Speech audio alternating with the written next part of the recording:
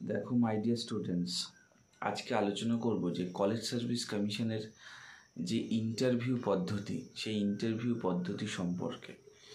এবং যারা নতুন ক্যান্ডিডেট আছো, যারা সবেমাত্র নেট বা সেট কোয়ালিফাই করেছো এবং সামনে যে কলেজ সার্ভিস কমিশনের এক্সামিনেশান আছে সেই এক্সামিনেশানে যাবে, এই ভিডিওটি তাদের ক্ষেত্রে কিন্তু ভীষণভাবে হেল্পফুল হবে।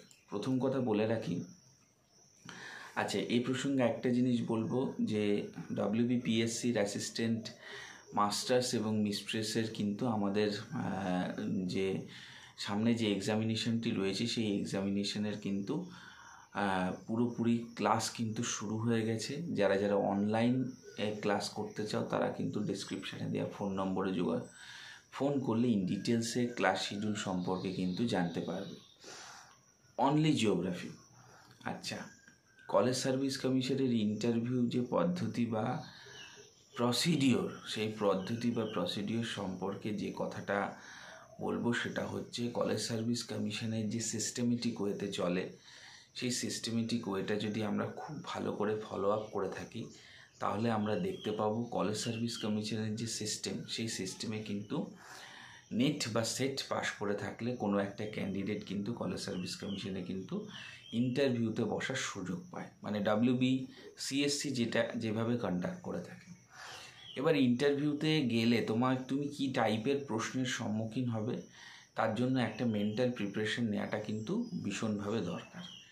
তো কলেজ সার্ভিস কমিশনে তুমি যখনই যাচ্ছ তখন তোমাকে ডেমনস্ট্রেশন কিন্তু একটা রেডি করতে হবে। অর্থাৎ তোমার সাবজেক্টে কিছু বিশেষ টপিক আছে, সেই মধ্যে তোমার অ্যাটলিস্ট 4টে টপিক তোমাকে সিলেক্টেড করতে হবে এবং তার থেকে সেই টপিক থেকে একটা কি দুটো ভালো করে ডেমনস্ট্রেশন কিন্তু ভীষণভাবে তোমাকে প্র্যাকটিস করে যেতে হবে। এ প্রসঙ্গে বলি, তোমাকে দুটো রকমের চয়েস হয়। যে এক হচ্ছে তোমাকে ডেমো তারা দিয়ে দিতে পারে, মানে হয়তো বললো আপনি কথার কথা উদাহরণ দিই, সয়েল পিচ কোনো একটা টপিক সম্পর্কে জিজ্ঞেস করলো, তারপর বললে এর উপর ডেমো দিতে পারবেন, তখন তোমাকে তার উপর ডেমো দিতে হবে। আরেকটা হয় আপনার যে কোনো একটা টপিক থেকে আপনি একটা ডেমো দিন, তো তুমিও সুযোগ পেতে পারো অথবা তোমাকে বলতে পারে। এই প্রসঙ্গে আরেকটা জিনিস বলবো, গতানুগতিকভাবে এটা বিশেষভাবে গুরুত্বপূর্ণ, সেটা হচ্ছে কলেজ সার্ভিস কমিশনের যে সিস্টেম, সেই সিস্টেমে যদি তোমরা যাও তাহলে ডেমোস্ট্রেশনটা কিন্তু ভীষণভাবে গুরুত্বপূর্ণ। কারণ খুব ভালো যদি ডেমো না হয় তাহলে কিন্তু এক্সামিনেশনটা কিন্তু ক্র্যাক করাটা কিন্তু তুলনামূলকভাবে কঠিন হয়ে পড়ে। কেন বলছি?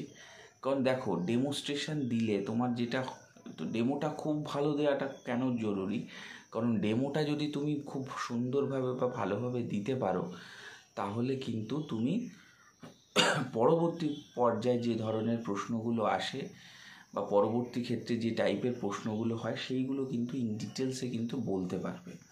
ওই জন্যে ডেমনস্ট্রেশন করা বা প্র্যাকটিস করাটা কিন্তু ভীষণভাবে কিন্তু গুরুত্বপূর্ণ।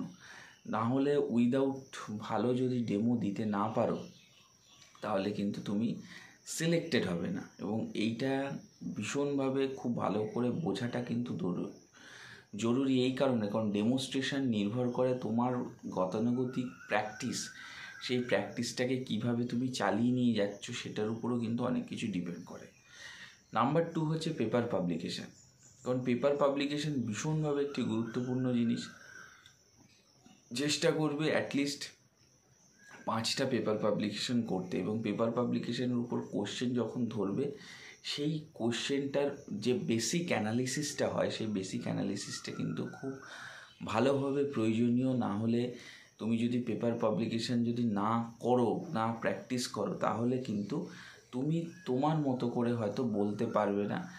আর পেপার পাবলিকেশান করলে তোমার রেঞ্জে চলে আসে কিছু কোশ্চেনের বেস, সেই কোশ্চেনের বেসগুলোকে যদি খুব ভালো করে দেখো বা খুব মন দিয়ে প্র্যাকটিস করো, অবশ্যই এই জায়গাটা কিন্তু ভীষণভাবে তোমাকে হেল্পফুল করবে যে অন্যান্য যে টাইপের তুমি কোশ্চেনের সম্মুখীন হতে তার থেকে কিন্তু বিরত থাকবে।